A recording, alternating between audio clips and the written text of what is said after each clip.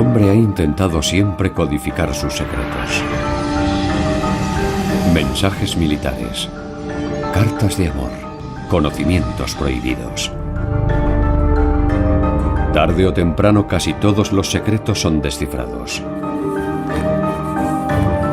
Pero entre los textos históricos codificados hay uno que destaca por encima de todos.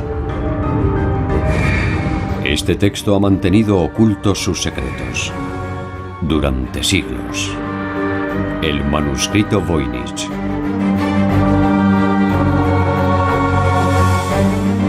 Es el libro más misterioso del mundo. Escrito por un autor desconocido en un alfabeto absolutamente único, está ilustrado con enigmáticas imágenes.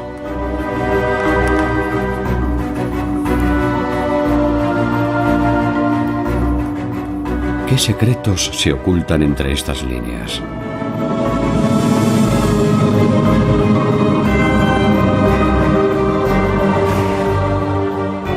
Una vez más, un experto ha aceptado el reto. Los materiales del manuscrito serán analizados por primera vez. Tal vez la tinta, los pigmentos o el pergamino proporcionen una clave para desvelar el enigma. El Códice Voynich, el manuscrito más misterioso del mundo. En el cuartel general del Servicio de Inteligencia Militar de Estados Unidos, un grupo de expertos ha descifrado el documento conocido como Código Púrpura japonés. William Frederick Friedman, el director del servicio, era uno de los mejores criptógrafos del mundo. Como entrenamiento, Friedman y su equipo descifraban documentos históricos cifrados. Una tras otra, todas las claves eran extraídas, pero un texto antiguo se resistía tenazmente a todos los intentos de descifrado. El manuscrito Voynich.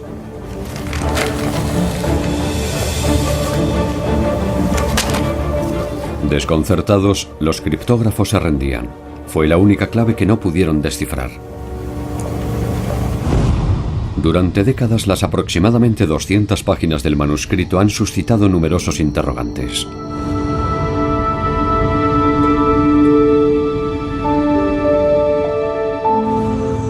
A comienzos del siglo XX, un marchante de arte de Nueva York visita la villa Mondragone, próxima a Roma. Busca libros valiosos.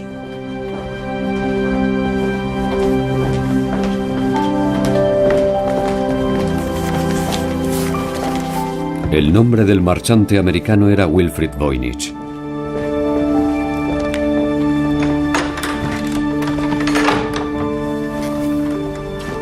En la villa Mondragone se custodiaban numerosos textos históricos procedentes de una escuela jesuita.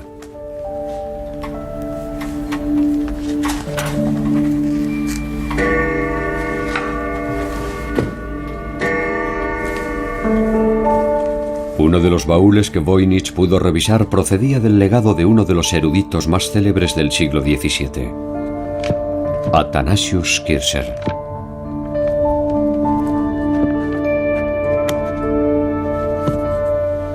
Entre otros manuscritos, el baúl contenía un libro singular.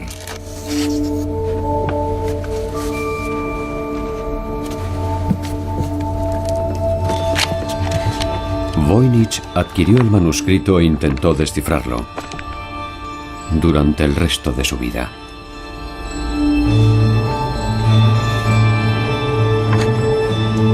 Falleció sin aproximarse siquiera a la solución.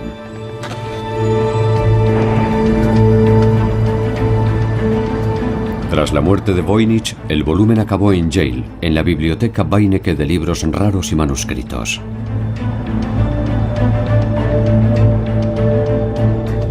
Esta biblioteca alberga una valiosa colección de joyas bibliográficas, pero seguramente ninguna es tan famosa como el manuscrito Voynich.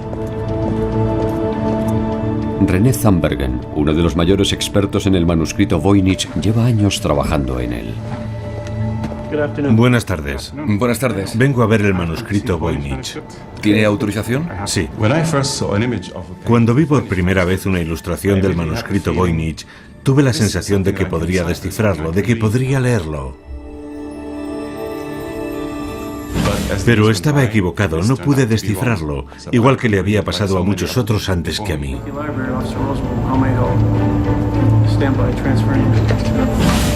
El valioso manuscrito se conserva en un lugar seguro de la biblioteca Beinecke.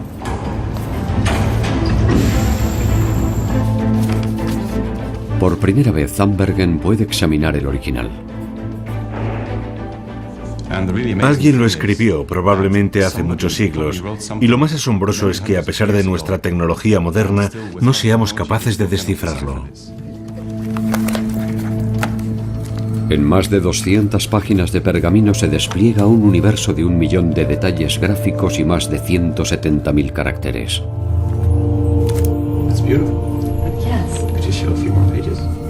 En esta maraña de textos e imágenes es fácil que se pierda hasta el ojo de un experto.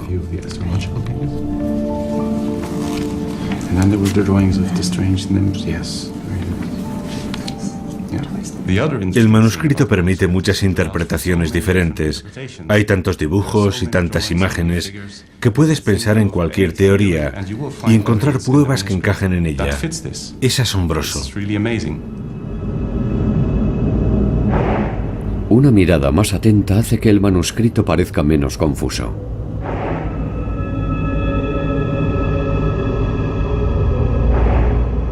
Los dibujos ayudan a dividir el libro en secciones separadas. La restauradora Paula Zayats ha dedicado muchas horas al manuscrito. No podemos leer el texto, pero podemos deducir de qué trata por las ilustraciones. Y todo indica que se divide en varias secciones. Yo diría que la mayor parte del texto de este libro habla de botánica, de plantas medicinales.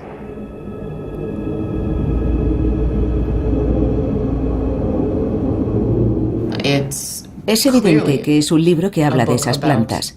Muestra sus raíces, sus hojas, sus flores.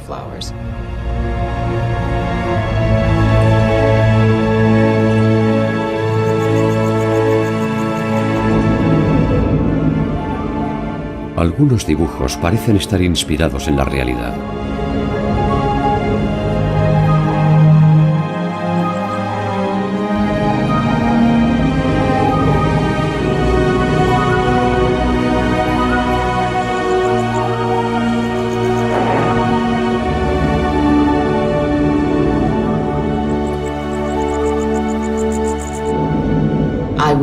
Seguramente habla de dónde puedes encontrar estas plantas. Y también de cómo crecen y para qué puedes usarlas. La medicina se basaba en las hierbas. Y otra parte importante de la ciencia de aquella época está incluida también en el libro. Las cartas zodiacales, las cartas astrales, es decir, el cielo. Hay páginas y páginas con dibujos astrológicos muy detallados y concretos, aunque, una vez más, no sabemos realmente lo que dice. Sus dibujos muestran paralelismos asombrosos con las formas naturales.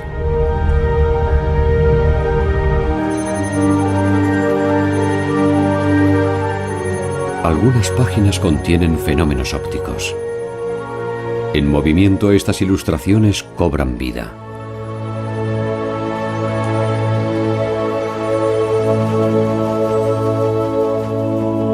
¿Qué significa esta combinación de plantas y símbolos astronómicos?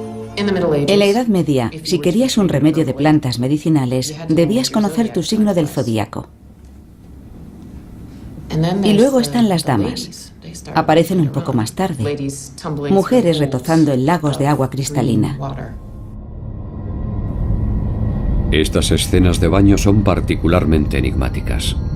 Podrían dar pistas sobre el disfrute de baños medicinales o tal vez sobre el secreto de la fuente de la juventud. Otras ilustraciones parecen apoyar esta tesis. Luego está esta sección, hacia el final, que supongo que son recetas. Parece decirnos, así es como tienes que cortar las plantas que has visto en las páginas anteriores. Y así es como debes prepararlas y mezclarlas. No lo sé. Todo indica que es un texto sobre plantas medicinales o un libro de medicina.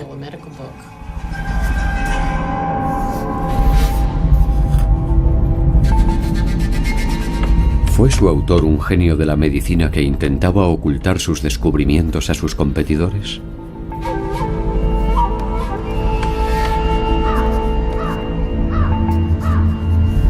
O tal vez intentaba ocultarlos a la Santa Inquisición, tan reacia a los nuevos conocimientos.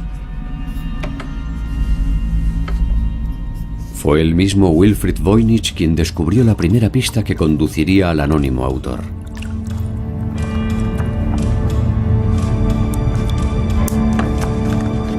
Estaba haciendo copias del original cuando accidentalmente descubrió algo que había permanecido invisible hasta entonces.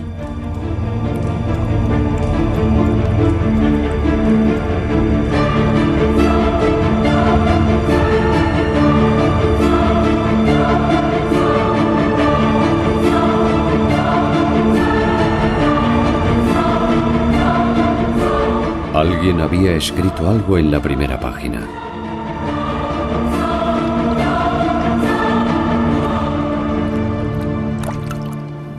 Las palabras habían sido raspadas del pergamino, pero bajo la luz ultravioleta los restos de tinta volvían a ser visibles.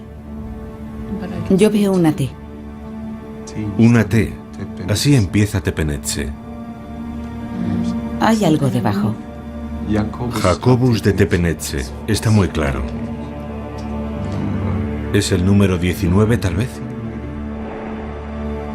Jacobus de Tepenetze era un médico ambulante del siglo XVII experto en plantas medicinales.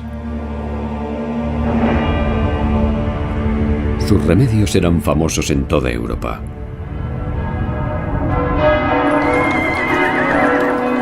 En 1608 fue invitado a Praga por el emperador Rodolfo II.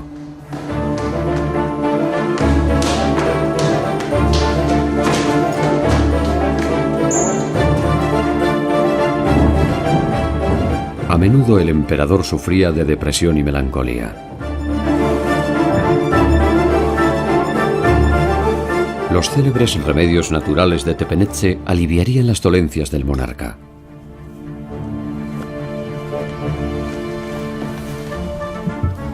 Tepenetze experimentaba con plantas medicinales. Él mismo las cultivaba, destilaba sus extractos, los mezclaba con alcohol y ganaba una fortuna.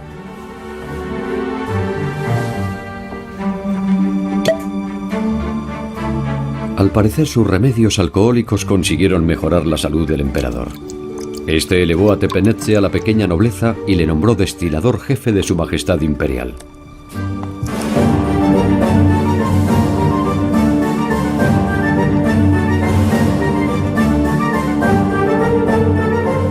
Pero ¿por qué iba un médico a codificar sus recetas? Los grupos que practicaban la curandería a menudo tenían problemas con la Iglesia y las autoridades. Kevin Repp es el conservador de manuscritos de la Biblioteca Beinecke. La alquimia estaba estrechamente unida al avance de la ciencia en los inicios del mundo moderno.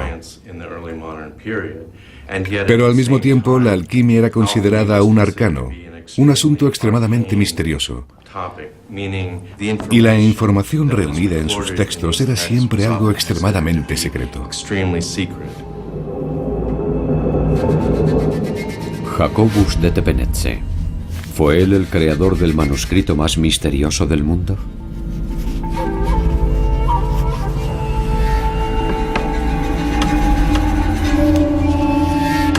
Al observar las ilustraciones de plantas, salta a la vista que la mayoría de ellas no corresponde a ninguna planta natural. Los detalles son desproporcionados, o recuerdan partes de la anatomía humana, o símbolos abstractos.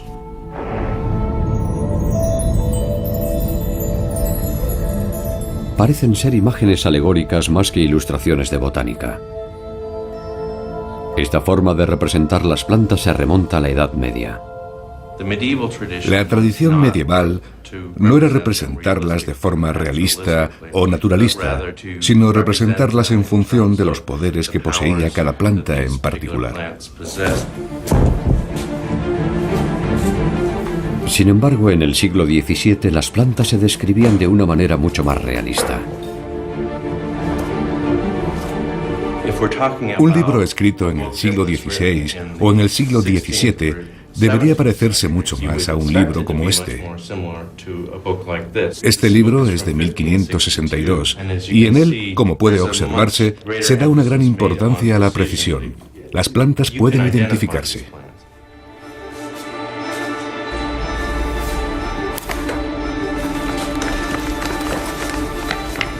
Estos aspectos de la historia del arte se ignoraban en la época de Tepenetxe. Él solo podría haber trabajado según el estilo de su época. Aunque su nombre aparezca en la primera página, es improbable que él fuera el autor.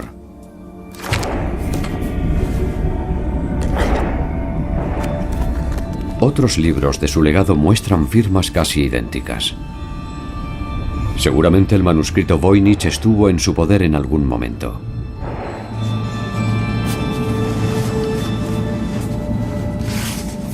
Pero este tuvo que ser escrito mucho tiempo antes. Una carta encontrada junto a él aportó una pista clave.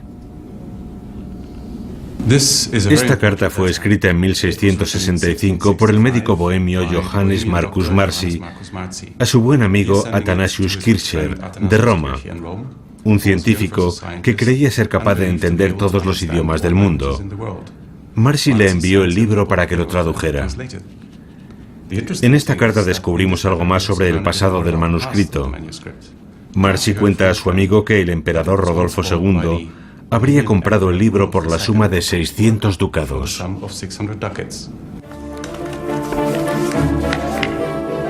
El emperador Rodolfo II era un mecenas de las ciencias. Pero en su época no existía diferencia alguna entre las ciencias naturales y la magia.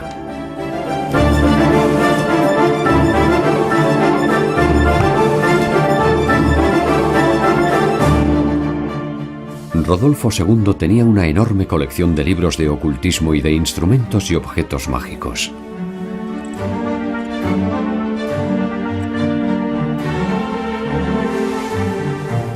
Gastaba sumas ingentes de dinero en su colección que incluía el manuscrito Voynich.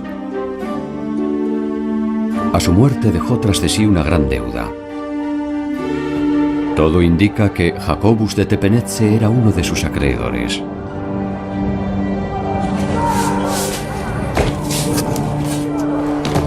Quizá fuera compensado con objetos de la biblioteca del emperador.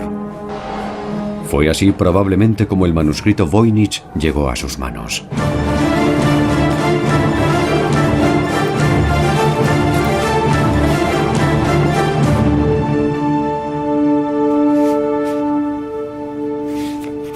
La carta al genio universal Athanasius Kircher contiene otra pista sobre el origen del manuscrito.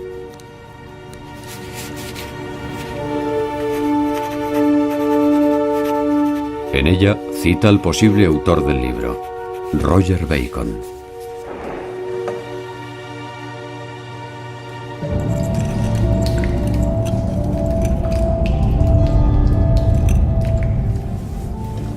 Roger Bacon fue un famoso erudito y clérigo inglés del siglo XIII con un expresivo sobrenombre: Doctor Mirabilis, el Doctor Milagro.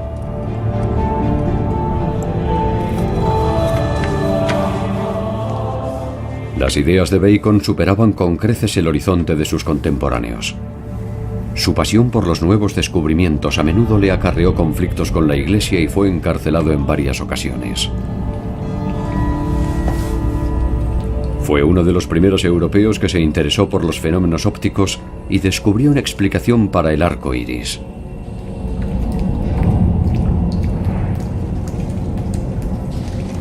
También llevó a cabo experimentos sobre la reflexión y la refracción de la luz.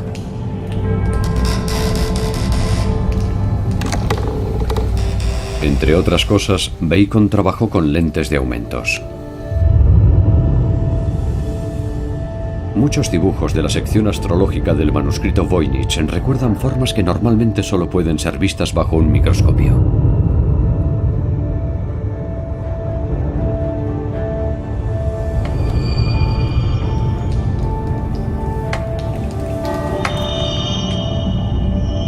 ¿Son estas las primeras imágenes de un mundo hasta entonces oculto?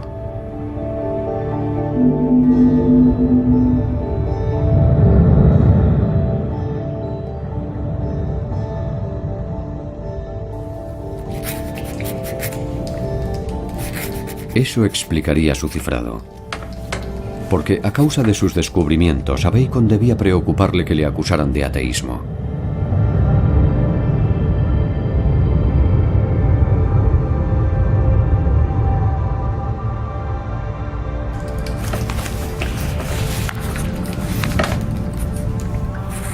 Bacon experimentó con lentes para corregir los problemas visuales. ¿Pudieron alcanzar sus lentes un aumento mucho mayor? Richard Santa Coloma ha investigado los fenómenos ópticos descritos en el manuscrito. En los tiempos de Roger Bacon, no existían microscopios capaces de mostrar las minuciosas observaciones que aparecen en el manuscrito. Solo a partir del siglo XVII, cuando Cornelius Drebbel desarrolló un complejo microscopio de lentes convexas, pudimos observar el tipo de cosas que aparecen en estas imágenes. ¿Podría ser un libro de apuntes científicos? Al principio pensé que tal vez fuera un libro de notas con observaciones y experimentos realizados con un microscopio por Cornelius Drebbel. Pero con el tiempo llegué a la conclusión de que solo es una invención. Contiene demasiados elementos fantásticos.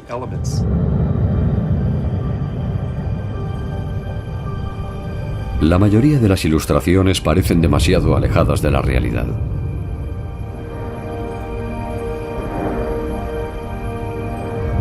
¿Reflejan un anhelo por un lugar imaginario? ¿Un lugar que las mentes del siglo XVII imaginaban en algún punto del remoto pasado? En la época en la que Cornelius Drebbel estaba en Londres, existía un enorme interés por los antiguos libros de ocultismo. El autor de un libro como el de Voynich habría conseguido un documento muy valioso que le habría granjeado un gran prestigio y que seguramente podría haber vendido por mucho dinero. Tal vez el manuscrito Voynich sea simplemente un objeto decorativo, una perfecta recreación de un antiguo y misterioso libro. El examen con el microscopio aún puede aportar nuevas perspectivas. Paula Zayats muestra su sorpresa ante la perfecta ejecución de las ilustraciones y caracteres del texto. Y no solo eso. La superficie del pergamino es muy suave, muy regular. No veo ninguna abrasión. Ni siquiera veo correcciones. En otras palabras, 200 páginas de texto escritas sin el más mínimo error. Una hazaña casi inhumana. Esto levanta una sospecha.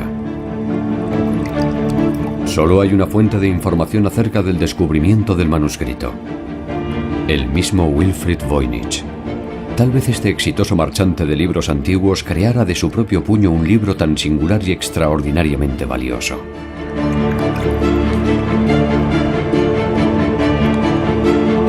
Muchos sospechan que el manuscrito Voynich podría haber sido un fraude.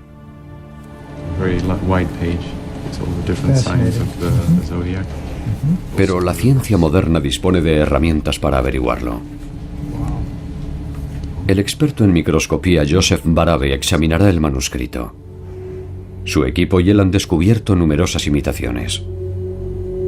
Para determinar si un manuscrito antiguo es auténtico o una falsificación posterior, ¿qué indicios buscáis? Lo primero que investigamos es si alguna de las técnicas utilizadas no es propia de la época.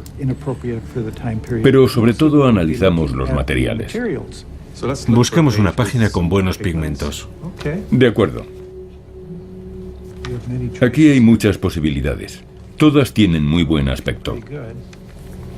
El microscopio revela la belleza oculta del manuscrito.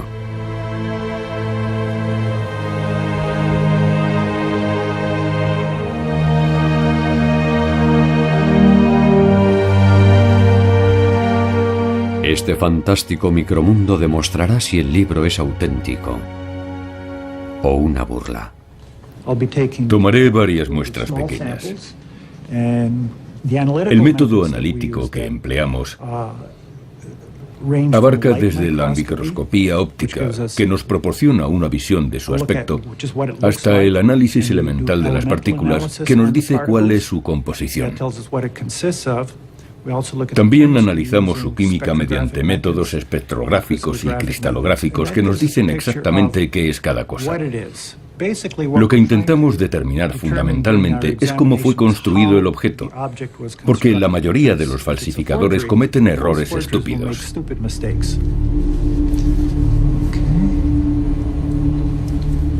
Tomaré una muestra de la superficie.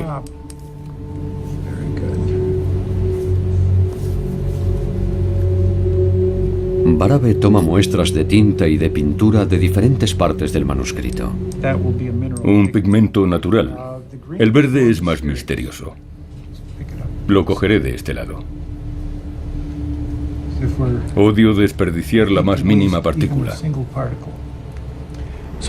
Lo que hemos descubierto es que la tinta es ferrogálica y que fue preparada en diferentes momentos porque los componentes varían de una muestra a otra. El azul es azurita molida, un pigmento mineral muy hermoso. El rojo y el marrón son pigmentos de mineral de hierro. El ocre rojo está hecho con hematita, un material maravilloso. Podemos afirmar que los materiales con los que se escribió y pintó este documento son completamente adecuados para los siglos XV y XVI. Y lo más importante, nada indica que pueda tratarse de una falsificación de los siglos XIX o XX.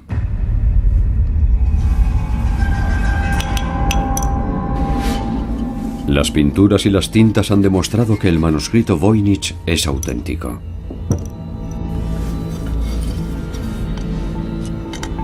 Hace siglos, los pigmentos eran extremadamente costosos. Preparar los colores requería gran pericia y conocimiento.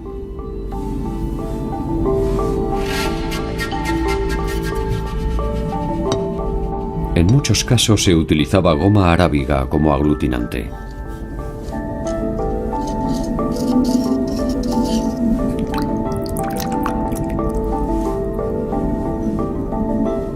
Pintar con pigmentos naturales es un reto técnico.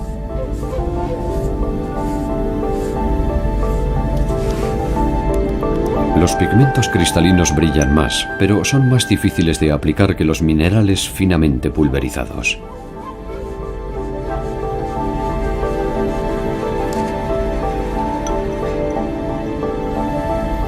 Para conseguir tonos brillantes, los colores han de aplicarse con mucha delicadeza. Su autor era sin duda un auténtico maestro.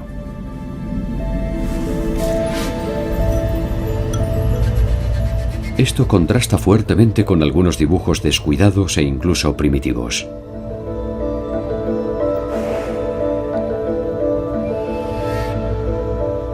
Muchas figuras del manuscrito, como la del pequeño dragón o la mujer de sonrosadas mejillas, parecen ser obra de la mano de un niño.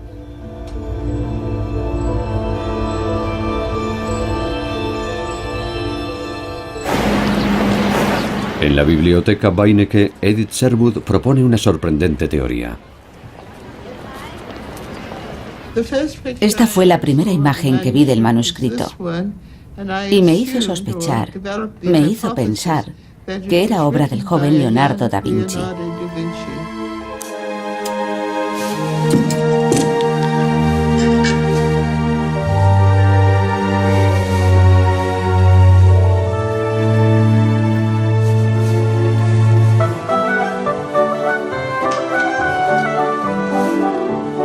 Leonardo fue un niño superdotado que creció en el seno de una familia acaudalada. Desde su más temprana infancia debió practicar el arte de la pintura y la escritura. ¿Contiene el manuscrito Voynich sus primeras ilustraciones?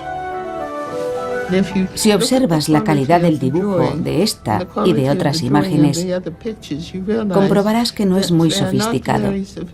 Así que probablemente sea uno de sus primeros libros, hecho cuando solo era un niño. Una página en particular señala a Da Vinci. Vi esta imagen astrológica con 15 pequeños desnudos de mujeres en bañeras, algunas obviamente embarazadas, y un carnero que representa el signo astrológico de Aries.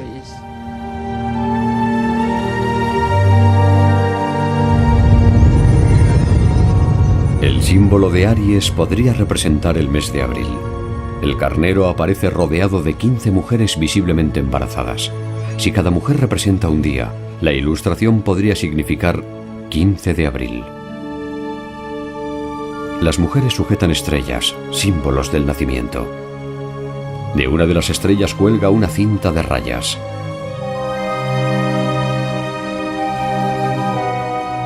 Aparece en la posición de las 10 en punto. ¿Quiso Leonardo da Vinci simbolizar un acontecimiento importante? Tuve la impresión de que probablemente representaba la fecha del nacimiento de Leonardo da Vinci.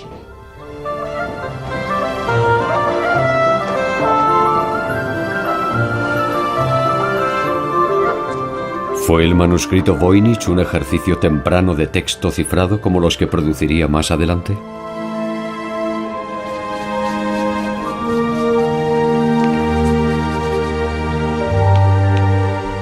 Leonardo fue un genio, uno de los más grandes artistas de la historia de la humanidad. Incluso a una temprana edad era un dibujante experto. Los dibujos del manuscrito no muestran señal alguna de su genio precoz, y no hay ninguna razón para pensar que pudiera ser uno de sus ejercicios juveniles. Paula Zayats está convencida. ¿Habría sido un libro muy caro? Sí, habría sido un libro muy caro. Los pigmentos, en especial los minerales, son de muy buena calidad. Eso es algo que evidencia el hecho de que aún aparecen claros y brillantes. El pergamino es más caro cuanto más grande es la página, y este libro contiene varias páginas desplegables, incluida una doble página, lo cual no es habitual. Los pergaminos de este tamaño debían ser sacados del centro de un trozo de piel, lo cual era muy costoso. Su autor tuvo que disponer de medios para conseguir una buena cantidad de pergamino y pigmentos de la mejor calidad. Y también contar con el tiempo necesario para hacer algo así. Al menos necesitaría un par de años de minucioso trabajo. Todo indica que el desconocido autor invirtió varios años de su vida en un libro cuya producción debió costarle una fortuna. La información que puso en él debía tener mucho valor. Tanto que tenía que ser cifrada. ¿De qué formas de cifrado disponía el autor?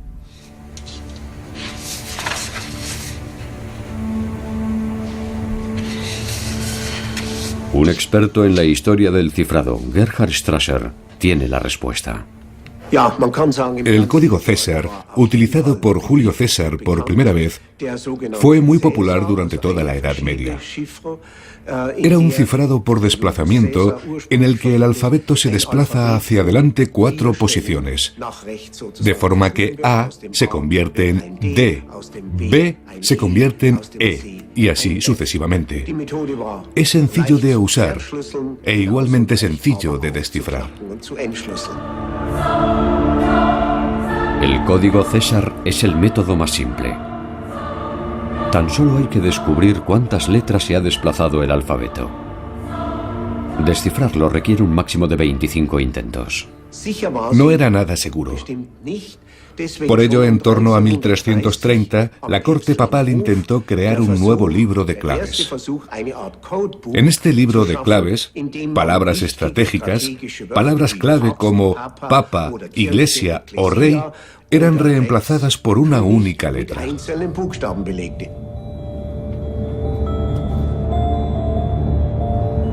Para descifrar el mensaje, el destinatario necesitaba tener una lista de palabras clave. El uso de este método implica una lista de claves en constante aumento que resulta tedioso actualizar. Otro problema es el envío seguro de esta lista al destinatario. Más fácil de usar, y más eficaz era el disco de cifrado. Varios anillos giratorios con caracteres permitían al usuario crear claves más complejas. La tabla de cifrado se desarrolló a finales del siglo XVI. Desde una perspectiva moderna, todos estos métodos resultan bastante simples. ¿Los antiguos sistemas siguen planteando problemas o podemos descifrarlos fácilmente? Hoy, con los análisis de alta frecuencia y los métodos de descifrado que utilizan medios informáticos, podemos descifrar fácilmente textos del siglo XVII, incluso del siglo XVIII.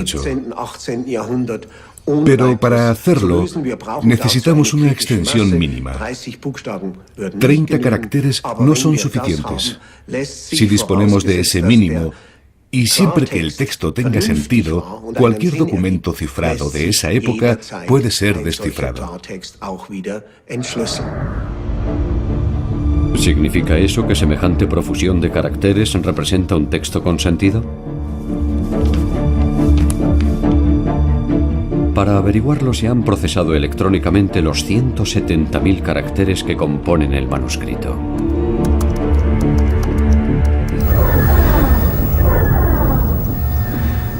De esa manera puede compararse el patrón de distribución de cada carácter con los patrones conocidos de las lenguas naturales.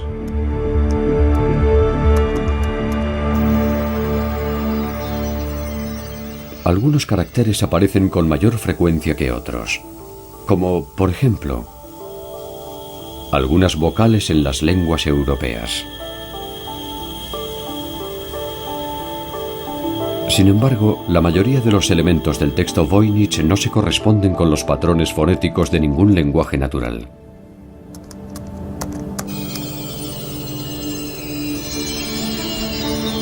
A pesar de haber sido utilizadas todas las técnicas modernas, el misterioso manuscrito sigue sin revelarnos su secreto.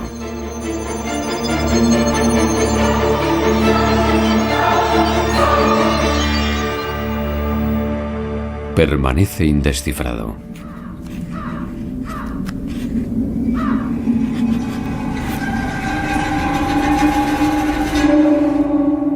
El lingüista Gordon Ragg sigue pensando que va por el buen camino.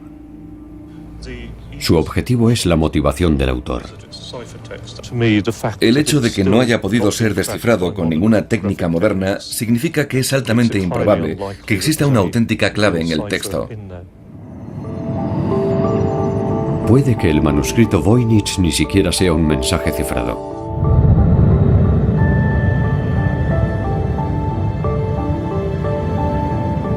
Los patrones de distribución que ha descubierto Gordon Ragg apuntan en otra dirección. Algunas de sus características son muy poco frecuentes en términos de lenguajes humanos, pero son lo que esperarías si alguien creara algo artificialmente intentando aparentar un lenguaje. Gordon Ragg sospecha que el autor pretendía simplemente crear la impresión de que el libro contenía algo misterioso. Con ese propósito pudo haber utilizado códigos históricos. Un método sencillo es utilizar la llamada rejilla de Cardano. Consiste en el uso de una cartulina perforada siguiendo una determinada pauta. La cartulina se coloca sobre un texto y revela el mensaje oculto a través de los agujeros. Pero también puede usarse para crear textos sin sentido, simplemente poniéndolas sobre la mesa, leyendo la palabra que aparece en los agujeros, escribiéndola y moviéndola de nuevo para generar otra palabra, moverla otra vez, así una y otra vez hasta terminar el proceso. Usando este método, puedes crear un texto sin sentido con mucha rapidez, tan rápido como seas capaz de escribir. ¿Podría ser esta la explicación de por qué aún sigue indescifrado? Pero ¿quién crearía un libro semejante? Pudo ser un aventurero isabelino llamado Edward Kelly.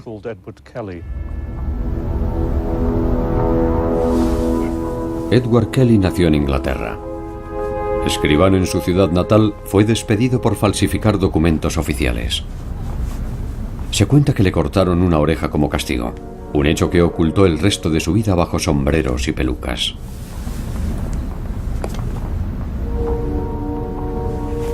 Kelly abandonó Inglaterra a finales del siglo XVI y viajó por Europa fingiendo ser un sabio. Hay varias explicaciones posibles por las que pudo hacerlo. Una de ellas es que lo hizo simplemente por dinero. El emperador Rodolfo II le compró el manuscrito Voynich por una gran suma. Si fue capaz de crear el manuscrito de forma rápida y eficiente, sin duda obtuvo un gran beneficio vendiéndoselo a Rodolfo II. Rodolfo II tenía numerosos científicos en nómina, incluidos chiflados, estafadores e impostores. Kelly vio su oportunidad y ofreció sus servicios al emperador. Kelly afirmaba que era capaz de obtener oro de metales vulgares. Kelly afirmaba que podía fabricar oro con la ayuda de sus aparatos.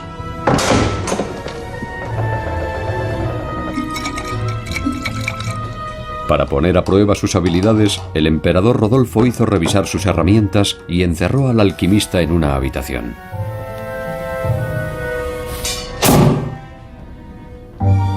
Kelly debía saber que estaba siendo vigilado.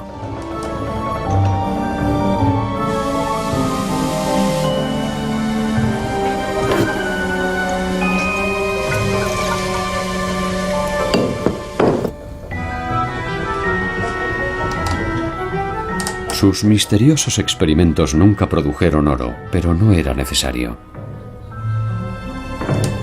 Kelly introdujo a escondidas una pequeña pepita de oro en la habitación. Impresionado, el emperador contrató a Kelly.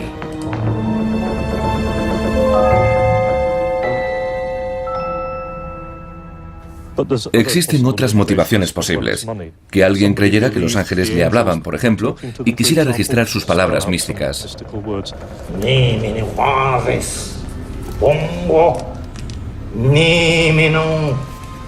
Kelly había experimentado con tales fenómenos. En nombre de otro inglés, el matemático John Dee mantuvo contacto con los ángeles durante un tiempo. Por supuesto, Kelly era la única persona que conocía el lenguaje de los ángeles y así fue capaz de dictar sus palabras ante el entusiasmo de John Dee.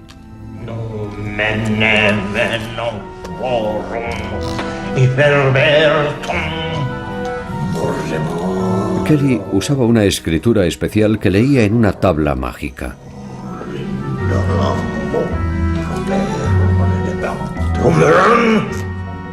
El lenguaje angelical, por supuesto, era pura fantasía. Al parecer, su colaboración finalizó abruptamente cuando los ángeles indicaron a Kelly que Dee y él debían intercambiar sus esposas. Kelly tenía los medios, el móvil y la oportunidad y la personalidad para este fraude.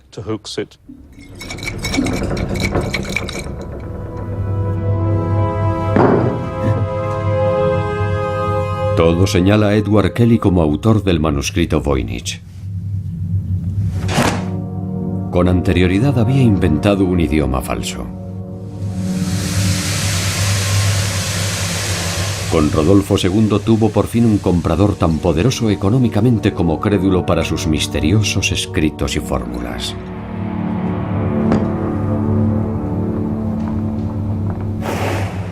Hoy, por primera vez, podremos condenar al embaucador del siglo XVI gracias a las modernas tecnologías.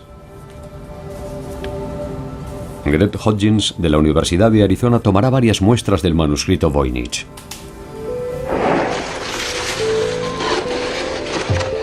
El manuscrito está escrito sobre piel de animal, por lo que puede ser datado con precisión.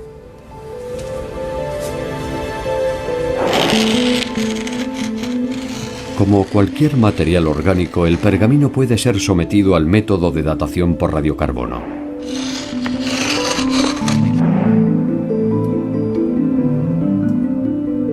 Esta es la primera vez que se examina el libro de esta manera.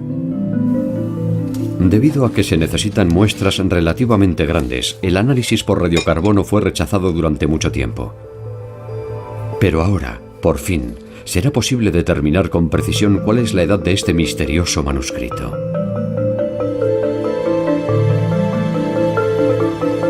Para garantizar la precisión del procedimiento, Hodgins toma 4 muestras de 4 páginas diferentes. Unas semanas después llegan los resultados y son sorprendentes. Tenemos 4 resultados, pertenecientes a las 4 muestras que tomamos del manuscrito, y como puede observarse, las fechas se encuentran extraordinariamente próximas. Eso indica que las 4 muestras fueron creadas en un espacio de tiempo muy breve. Es más, dada la proximidad de las dataciones, podemos tratarlo como un único objeto que ha sido datado 4 veces, y eso aumenta la precisión del resultado. Por lo tanto, todos los datos obtenidos me llevan a concluir lo siguiente.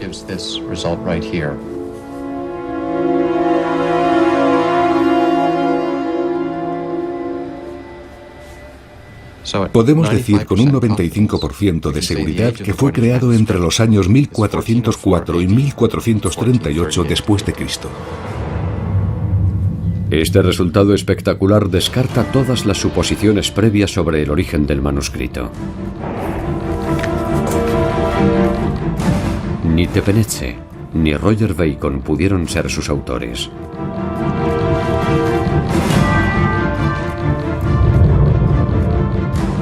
Leonardo da Vinci nació medio siglo después. Hasta Edward Kelly tiene ahora una firme coartada.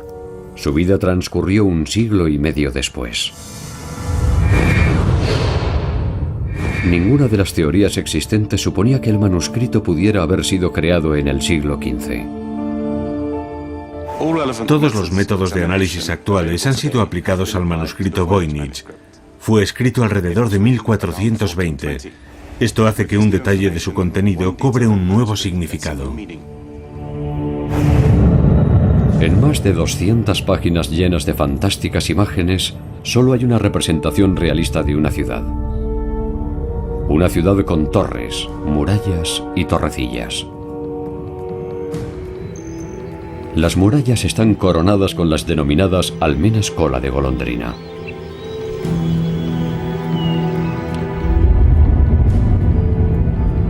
Combinadas con la fecha de creación del manuscrito, estas torres cobran un significado especial.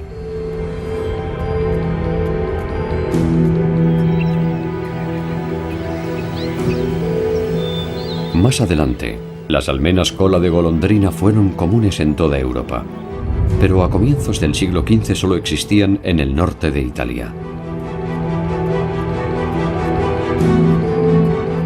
Durante el periodo renacentista, el norte de Italia fue una de las regiones más ricas e influyentes del mundo occidental.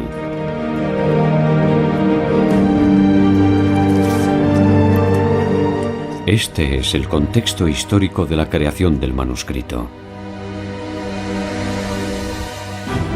Hasta ahora las investigaciones sobre el manuscrito Voynich carecían de un punto de anclaje histórico.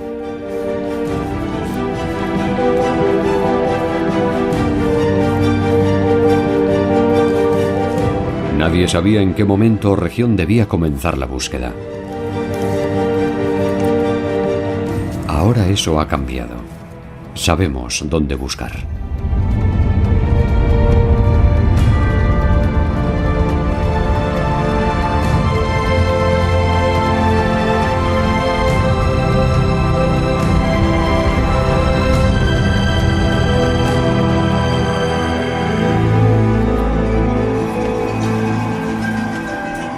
Será emocionante ver qué nuevas referencias al misterioso manuscrito serán encontradas en los archivos de Milán o Venecia.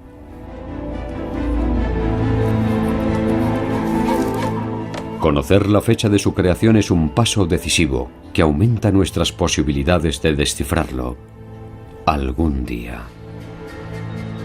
El manuscrito Voynich sigue siendo lo que ha sido durante los últimos 600 años. Un juego de espejos que reflejan nuestra imaginación y nos impiden vislumbrar sus más íntimos secretos.